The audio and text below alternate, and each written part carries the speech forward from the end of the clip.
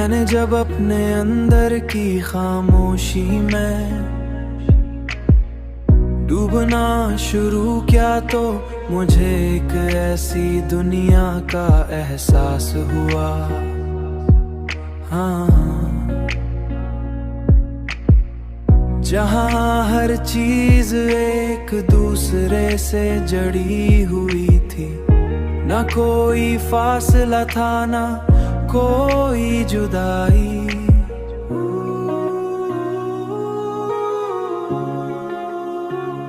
बस एक वहदत थी जो हर तरफ फैली हुई थी।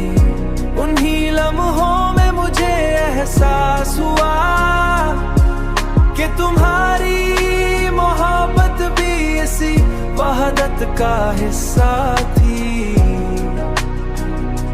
उसी वहदत का हिस्सा थी। एक ऐसा एहसास जो मुझे इस हकीकत तक ले जा रहा था,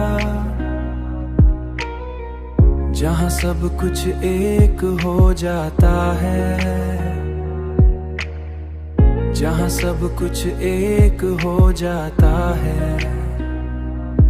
मैंने सीख लिया है कि मोहब्बत का असल मतलब खुद को मिटा देना है, और जब इंसान खुद को मिटा दे है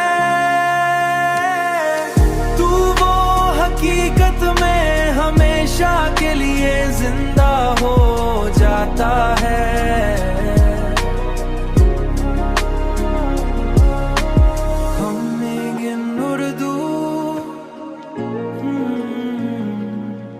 हमेशा के लिए जिंदा,